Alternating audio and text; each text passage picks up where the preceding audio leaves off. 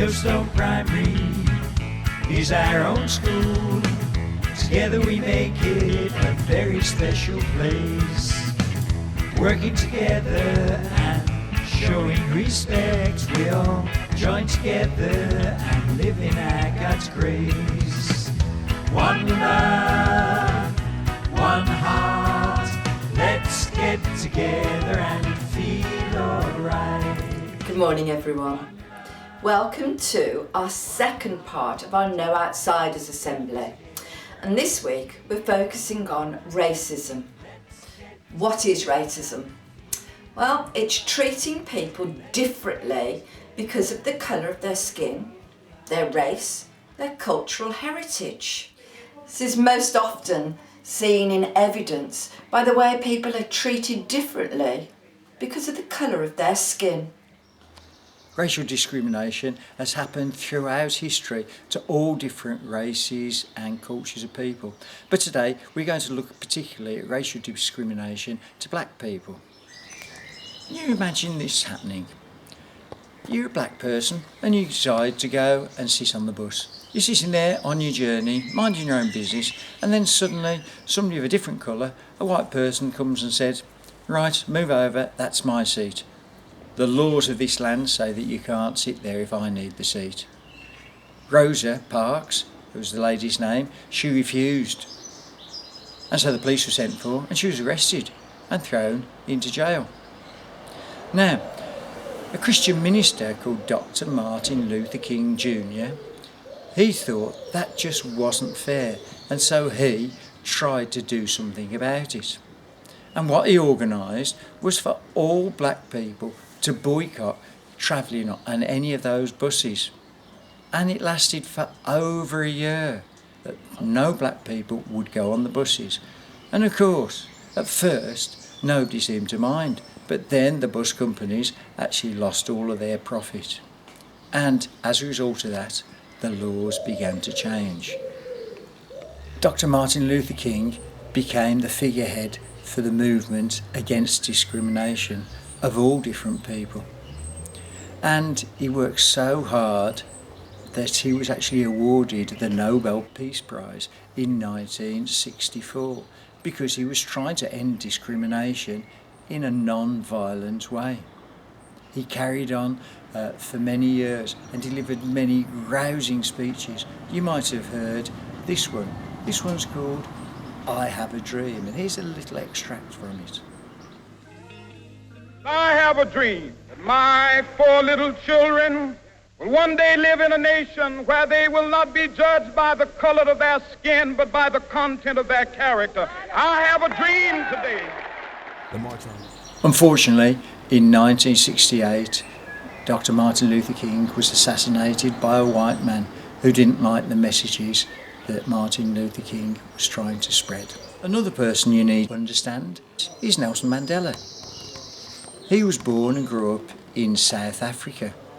At the time, South Africa ran a system called apartheid, when basically the white people were supreme and the black people had to do whatever they were told. Just imagine if you were told that you couldn't go to a school that had white people in, that you weren't allowed to sit on buses, that you weren't allowed to go into shops, that you weren't allowed to go into restaurants, that you weren't allowed to buy houses in certain areas, that you weren't allowed to go to hospitals in the same area as white people. All these things that were happening in South Africa. Nelson Mandela, he tried to organise resistance to get things to change. Unfortunately, he was captured and he was thrown in prison. Nelson Mandela spent 27 years in prison, and eventually, when protests were ringing all around the world, he was released. But when he came out, he didn't try to get his own back on the people who had actually discriminated and treated him so cruelly. He actually worked with them, and together they made South Africa into a much, much better country.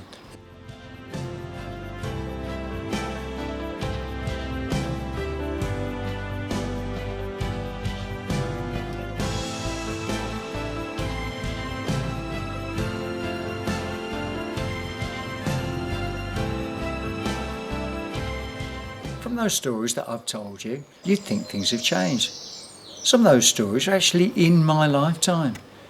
But unfortunately, perhaps things haven't changed as fast as we would like.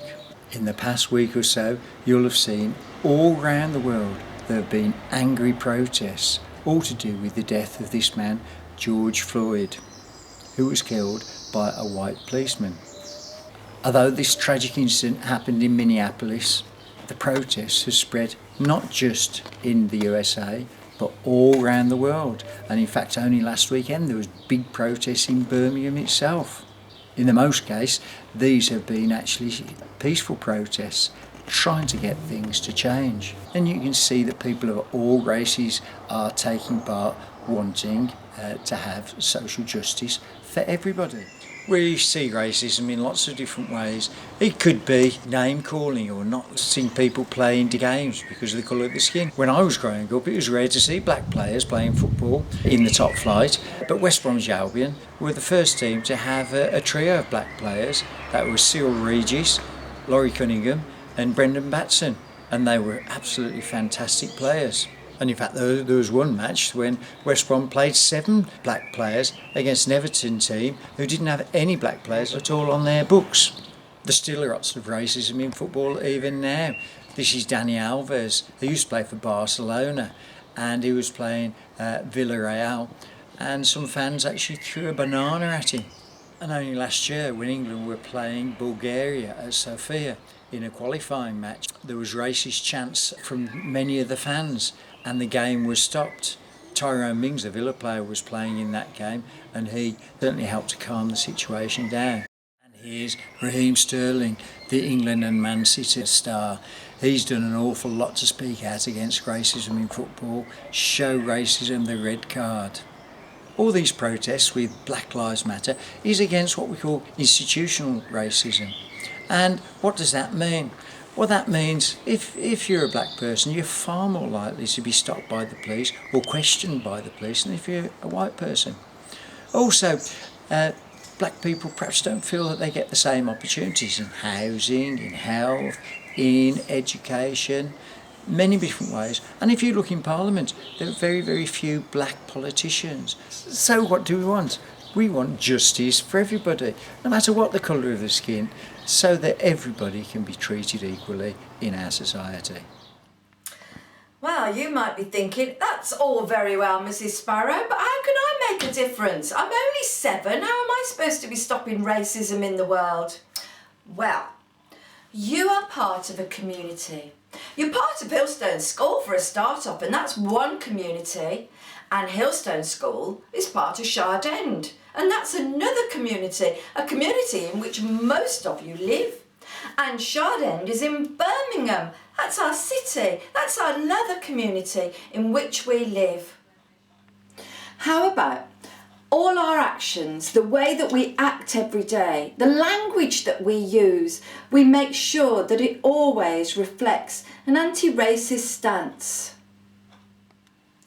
You live in Shard End, and Shard End is an area that actually people are really proud to be part of. Their grandparents lived here very often, and often they came to Hillstone School. It's a very close-knit community. They are proud of it. And we often go for walks out in the Shard End area. And we go even further. We go into Birmingham and look at some of the great things that happen in Birmingham. Do we make sure that the way that we act in all our communities is the right way to behave?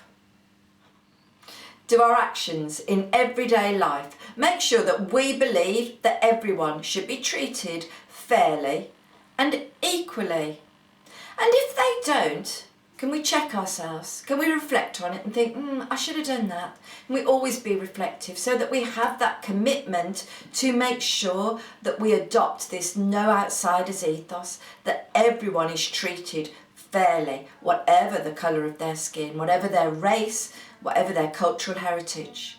So although you're only young, maybe if it starts with you, by the time you get to be my age, we'll have won that battle for equality, and there won't be any need for any protests. You'll be the one that's made that difference, your generation. Time for a Hillstone prayer. an opportunity to reflect. Have a look at the words in our Hillstone prayer. Bless this day with chances to grow, with friendship and a sense of community, with work to do and leisure to enjoy. Let me be a positive influence on those I meet. May I act with integrity and truth in all things, giving the very best of myself in all I do, living in appreciation of the gift today is. Bless this day. Let's make it start with each and every one of us. I mentioned earlier that we like to take you out for walks in the local area, into the city or to the airport. We've sung at the airport. So this week, the film that Mr. Farr has put together for us is featuring all of the places that we would call community. Actually, some of them happen at Hillstone School, but the link is still that term community. What is community? So you can think about places that make up our community, people that make up our community, how we feel about our community, and what sort of community we want to live in. Look out for yourself. I'm gonna make a change for once in my life. Gonna feel real good, gonna make a difference, gonna make it right.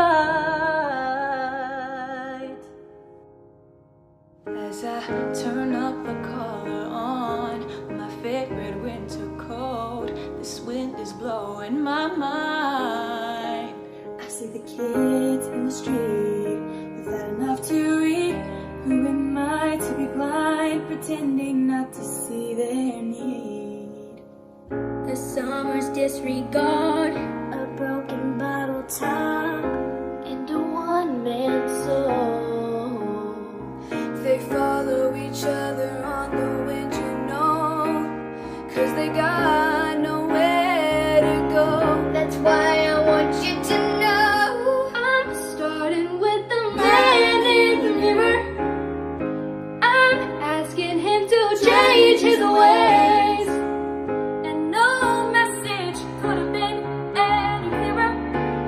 Make the world a better place. Take a look at yourself and make a change. Na, na, na, na, na, na, na. I've been a victim of a selfish kind of love. It's time that I realize. Oh, there's some with no home, not a nickel to loan. Could it be really me pretending that they're not alone? A widow deeply scarred, Somebody's broken heart in a washed out dream. They follow the pattern of the wind you see, 'cause they got no place to be. That's why I'm starting with me. starting with the man in the mirror. Asking him to change his ways, and no message could have been any clearer. If you wanna make the world a better place, take a look at yourself and make that change. The man in the mirror, Asking him to change his ways. no message could have been any clearer. If you wanna make the world a better place, take a look at yourself and make a change. You gotta get it right while you got the time, 'cause if you close your heart, then you close your mind. Na, na, na, na, na, na, na, na, na. Just make a change.